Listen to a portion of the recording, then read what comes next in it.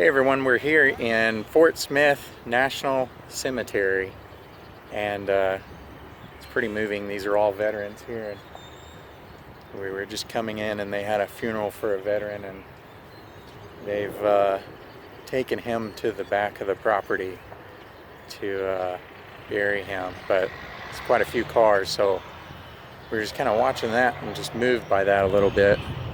And but anyways, the real reason why we came into this cemetery, not knowing that we would see that, was to look for Isaac Parker's grave. And he is in this cemetery, and his location is right here. Just to show you, this is his grave.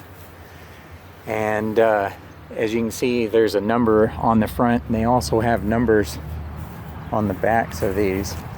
Don't have it on the back of his, but you can see these numbers. That's how you can identify where it is. This is in section 9, and he's number 4000. It's just, you know, the interesting thing about these national cemeteries is it doesn't get too personal. I mean, you can see on some of these where it has the birth date, date of death, and maybe what they did, but there's nothing in here stating anything about who he is, that he was a judge or a U.S. congressman, or his date of birth or date of death.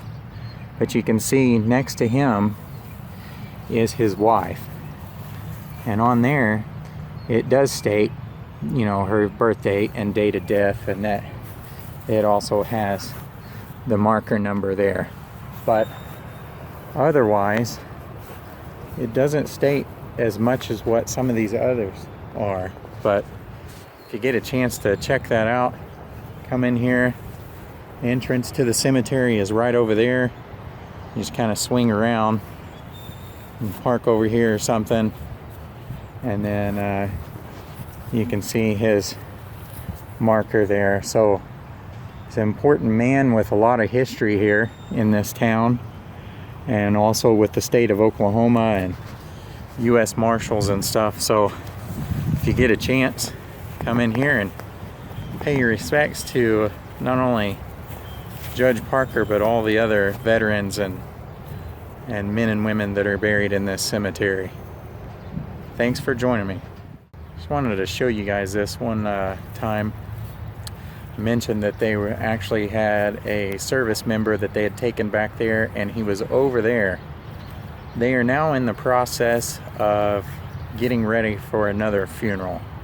So this is another service member that has passed, and this is his or her day to be buried here amongst all these other soldiers and sailors and airmen and Marines. And they have a newer part up here that's for some of the newer conflicts that we've been in, like the war on terrorism with Iraq and Afghanistan. And just since we've been here, you can kind of see some more of these cars building up, getting ready, and they just delivered a bunch of flowers there. So it's like some funeral directors over there and everything. So kind of give them their privacy, but it's definitely moving to see something like that and just kind of think about them and wonder what their life story was. What did they do? Where were they? Who were they? And just kind of think about their loved ones and keep them in thoughts.